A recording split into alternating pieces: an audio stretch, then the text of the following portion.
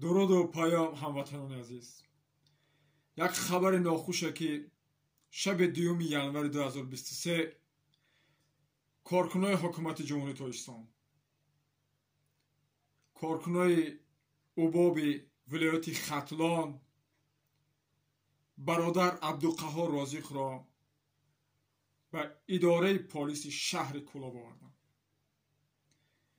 در حالت پرسیدن این برادر را 5-6 نفره از زورآوری میبندم، در تاب میمونم، برق میمونم. این برادر را بی‌رحمانه میکشم، بی‌رحمانه به شهادت میرسونم. بعد کارکنای اوبابی ولایت ختلان این برادر بیگناه را میارم به بیمارستان.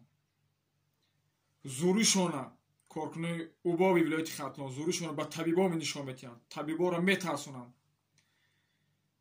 این نامردها، این جنایتکارا میخواستم یک دروغی را ببافن، یک افسانه خردترکان تشکیل بکنن، یک چیز را ببافن که همه را در گرده دیگه نفرا بزنن، از سرشان ساقی کنن.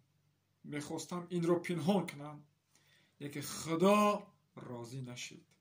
این ناجوان مردها، این جنایتکاران این برادر بیگناه را بی‌رحمانه به شهادت رساندند. میخواستم پنهان کنم، به مقصد ناپاکشان نرسیدم. خداوند آشکار کرد. در این حالت برادران این طبیب گرفتم این برادر را به مورگ، به مردخانه این برادر عبدالقهار رازق را سپاریدم. این برادر عبدالقهار رازق را خانواده‌اش، اهل و اجدادش، تمام مردم شریف سربلند کلاب به پا خسته آمدن به مورگ، به مردخانه. دیدم که برادر رو همش زدگی در تاک موندگی بی‌رحمانه کشتیم. حکومت دارای تاجیکستان، ناجوان مردو، از خدا یکمش بترسید.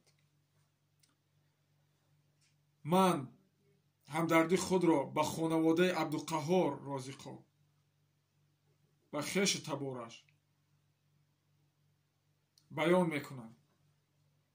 پروردگار عالم، خدای پاک، عائله برادر عبدالقهار رازق را و خویش تبارانش را و تمام مردم سربلند کلاب را سر جمیل بدهد.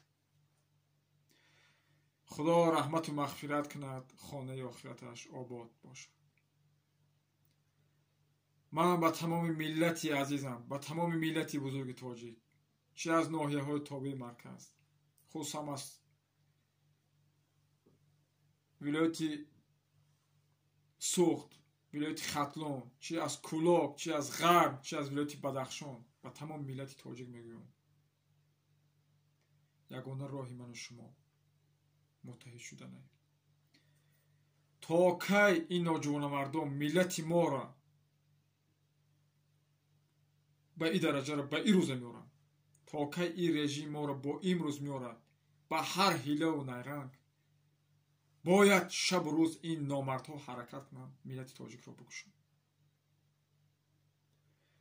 من تمام مردم شریف کلاب را میگم، مردم شریف غرب، دیگر ولایت ها، سوخت، خصوصا ختلان زمین، بدخشان، یگانه راهی من و شما متحد شدن، دستی همدیگر این جنایتکاران را پشت پنجره کردن است. تا کی این کار ادامه میدهد؟ 30 سال شد این ملت ما را شب و روز میکشند. زمان ملت ما را، خصوصا شهرمندان تاجیکای کلاب را این ناجوان مردا میکشتند. او وقتا شبکه‌های اینترنتی نبود، فقط در امون رادیوی خودترکان دروغگویی خودشان، افسانه خودترکان 30 سال شد شب و روز میخوندم، دروغ میگفتم، فقط پنهان میداشتم. امروز پنهان کردن نمیتوانم. اصلی 21 هر کاری کنم اینا خداوند خودش آشکار میکنه. چقدر ملت ای تاجیک رو این نامردا بدخشان کشتن، قتل عام کردن، آمدن در سرزمین کلاب فرزند این ملت رو در این سرزمین قتل کردن، به شهادت رسوندن. این قدر شهرمردای تاجیک رو در کلاب این رژیم بدبخت کشتگی در یکون ولایت کشتگی نیستن. در این ولایت ختلان، خصوصا در شهر کلاب، در این سرزمین چندین قوم ها، ملت ها زندگی میکنند. فقط фарзанди ин миллатро ба шаҳодат расонистем. ин номардҳо то кай идома медиҳад? фақат ягона роҳи ману шумо муттаҳидӣ. ман шуморо дар паноҳи худо месупорам. худо нигаҳбонатон. ассалому алайкум ва раҳматуллоҳи ва баракатуҳ. ҳаматон азиз.